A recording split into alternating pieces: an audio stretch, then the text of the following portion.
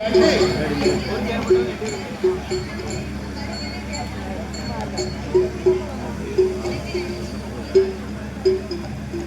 குலம் உருவாகப்பட்ட வசிஷ்ட மகாமுனிவர் எப்பா ஏழு தசரத மன்னா நீ பிள்ளை இல்லைன்னு கவலைப்பட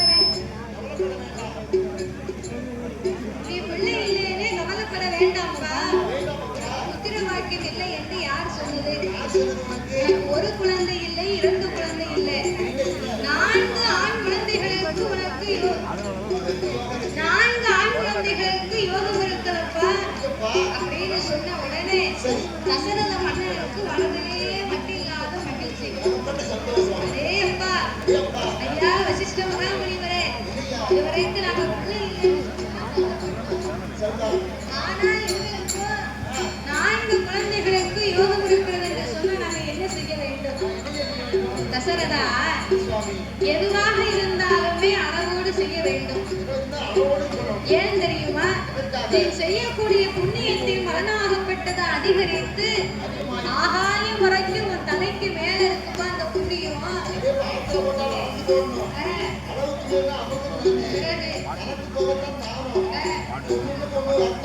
அதனால உன்னுடைய புண்ணிய பலன்கள் பெருகிவிட்ட காரணத்தினால நீ ஏதாவது ஒரு பாவத்தை செய்தால் மட்டும்தான் புத்திர காமேஷ்டி யாகத்தை வளர்த்து அதை நிறைவு செய்து உனக்கு புத்திர வாக்கியம் கிடைக்கும். அப்படின்னா நான் என்ன பாவம் செய்யணும்? அகண்டவன காட்டுக்குள்ளே ஆருணிய வனத்திலே சென்று 1000 ஆணைகளை நீ வதை முடித்து வரணும்னார். 1000 ஆணையை வதை முடிக்கணும்னா என்னால் எப்படி ஐயா முடியும்? சித்தரும்புக்கு கூட துரோகம் நினைக்காத நான் எப்படி 1000 ஆணையை வதை பிடிக்க முடியும்?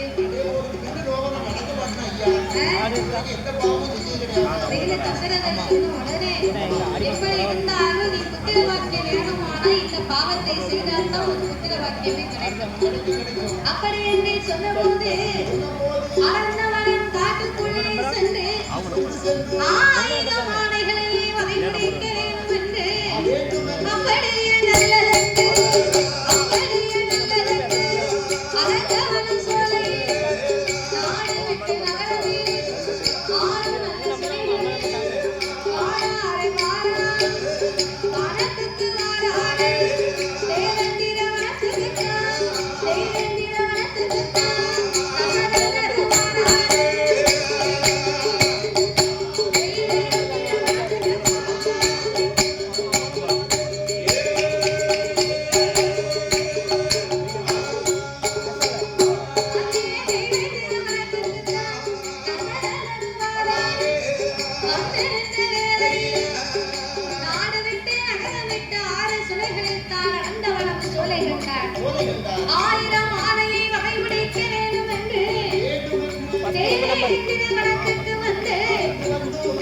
நீர் சுனைக்கு அருகாமையிலே ஒளிவு கட்டி காத்திருந்தார்.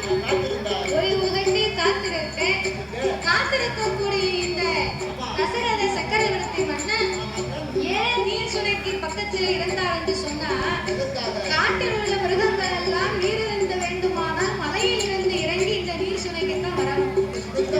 அதனால நீர் சுனைக்கு அருகாமையிலே ஒளிவு கட்டி காத்திருக்க அவர் காத்திருந்து 999 ஆணைகளையுமே வதை முடித்தார்.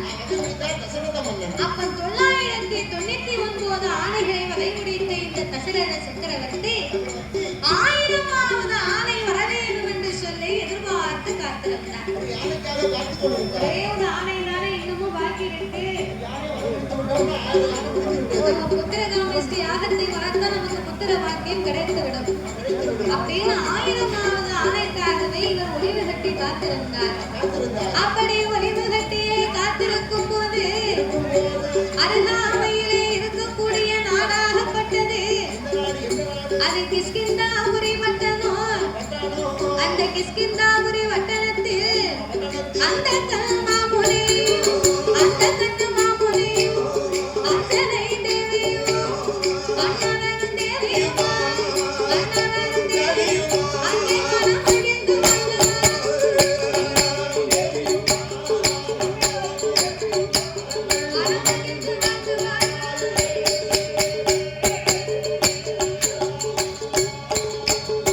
அப்படியே வாழ்ந்து வரும் நாளை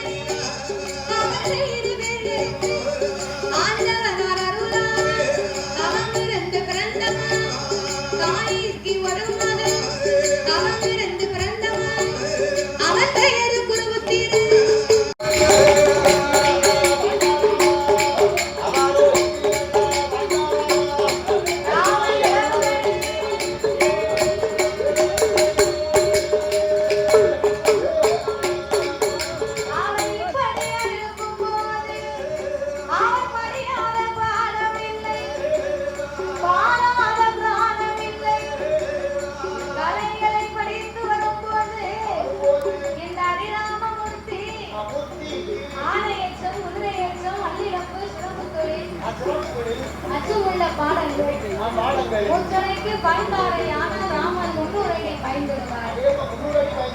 நாவரைக்கு பாய்ந்தாரையான ராமன் நானுரையை பயன்படுவார்.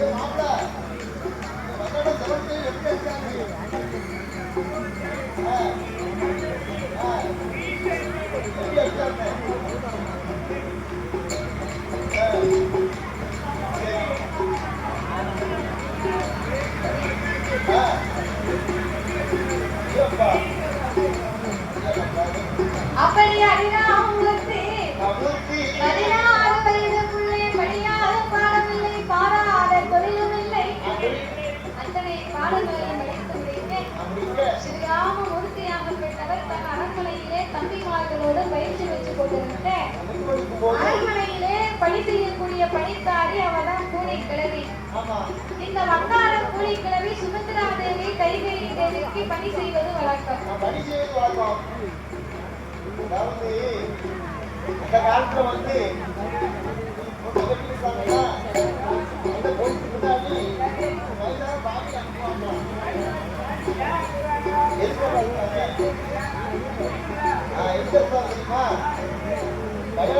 புது பொண்ணுக்கு வந்து மாமன் எப்படி பேசணும், அண்ணன் எப்படி பேசணும், அண்ணன் எப்படி பேசணும் அப்படின்னு தெரியாது.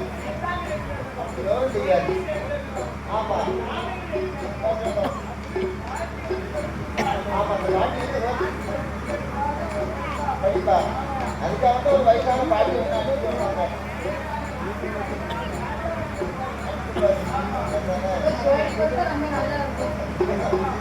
அப்போ விவரத்தை சொல்லிக்காக வயசான பாட்டி அனுப்பி வைப்பாங்க.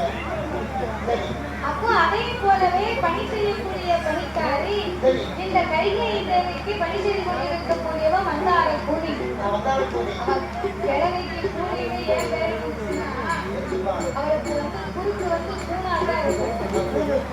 அவருக்கு கூலி கிழமை ஆமா.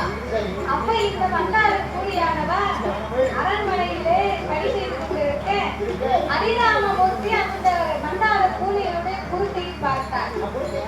கூலி கிழமை எப்ப பார்த்தாலும் கூலிக்கிட்டே போற குறுக்க நிமிர்க்க முடியல. அவன் குறுக்க நம்ம நிமிர்த்திட்டா என்ன அப்படின்னு சொல்லி இந்த ஸ்ரீராமமூர்த்தி கூழாங்கல் எடுத்து கூலி கிழமை குறுக்கலை போட்டார். அவர் கூழாங்கல் எடுத்து கூலி கிழமை குறுக்கல போட வடக்கு குறுக்க நிமிர்ந்து விட்டது. அப்போ கிழவி பார்த்தா, ஏ ராமா, குறுக்கு பூனா எடுத்து போயிட்டா கூலி கிழமையே கேட வந்தது. அதற்கான அடையாளத்தையே நீ அழைத்து விட்டாயப்பா. உடனே ஸ்ரீராமமூர்த்தி மறுபடியும் ஒரு கூழாங்கல் எடுத்தவன் குறுக்கிலே போட மறுபடியும் கூறு அப்படியே போய்கிறது. கூறு மறுபடியும் விழுந்த உடனே அப்ப இந்த கூலி கிழமைக்கு கோபம் வந்து விட்டது. அடே குட்டராமா, என் குறுக்கையே வளைத்து வெளித்த நீ நாளை ஒரு காலத்திலே என் குறுக்கையை வளைத்து நிமித்த உன்னை என் சூழ்ச்சியினாலே உன்னை 14 வருடத்துக்கு நான் வனவாச அனுப்புவோம் போ அப்படின்னு சபதம் வைத்தார். அவன் மாறுவதற்கு சபதம் வைக்க இந்த வந்தார கூடி இப்படியாகவே அரண்மனையில் ஸ்ரீராமமூர்த்தி இருந்து வரக்கூடிய நேரத்தில் என்ன நடக்க தெரியுமா? சாமி காலையா வளர்த்துக்கொள்ள காலையா வளர்த்துக்கொள்ள யாருக்கு காலைய வளர்த்துக்கொள்ள விஸ்வாமித்திர மாமுனியாக பெற்றவர் காலையை வளர்த்துக்கொள்ளே வாழ்ந்து வருகின்ற போது அங்கே மீண்டும் மண்ணும்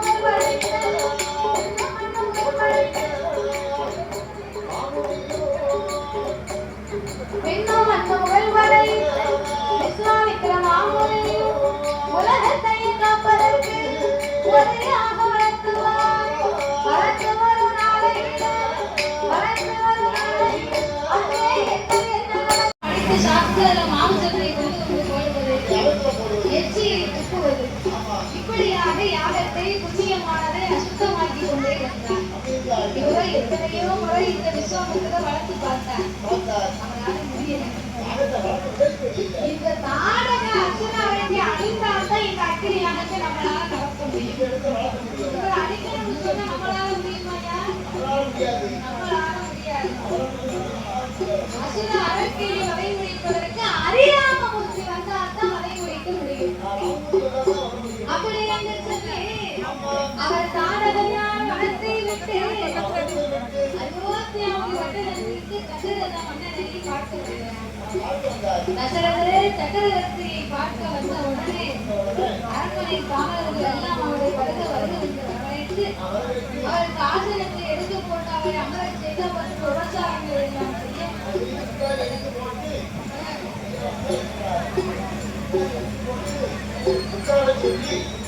கனிகளை கொடுத்தார். கனி என்றால் எந்த கனிதான்?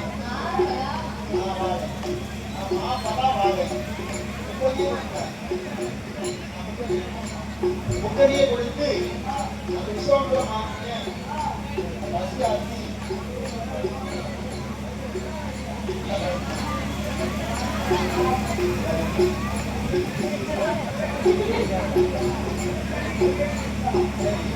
அப்ப இப்படி முக்காலிகளை அவ்வளவு வைத்து கைகளை கொண்டு வந்து கொடுத்து அவருக்கு உபசாரங்களை எல்லாம் செய்ய தசரத மன்னன் ஓடி வந்தார். ஐயா விஸ்வாமித்திர மாமுனியே, தாங்கள் என் அரண்மனைக்கு வருவதற்கு நான் என்ன புண்ணியம் செய்தேனோ? என்னை தேடி வந்த காரணம் வந்து என்னால் உங்களுக்கு ஆக வேண்டிய காரியத்தை சொல்லுங்க. தசரதர் கேட்ட உடனே விஸ்வாமித்திர மாமுனிவர் சொன்னார், அப்பா தசரத மன்னா, நான் இருக்கக்கூடிய காடகையாக வளர்த்துக்குள்ளே காடகை என்று சொல்லக்கூடிய அசுர அரசியாகப்பட்டவர் அட்டாதித்தம் செய்து வருகிறார். அட்டாதித்தம் செய்து வரக்கூடிய அந்த அசுர அரசியை வதைமுடிக்க வேண்டும். அவரை வதைமுடிப்பதற்கு ஆள் தேவையா? அப்ப என்னுடைய படைபலத்தை திரட்டி அனுப்பி வைக்கட்டுமா? ஏன் ஐயா? ஆனப்படை, குதிரைப்படை, ஒட்டகப்படை இருக்கக்கூடிய படைகள் அத்தனையும் அனுப்பி வைக்கிறேன். அப்ப நானே வரட்டுமா? நான் வந்தால் வதைமுடிக்க முடியாதுன்னா வேறு யாரும் அலை முடியும்.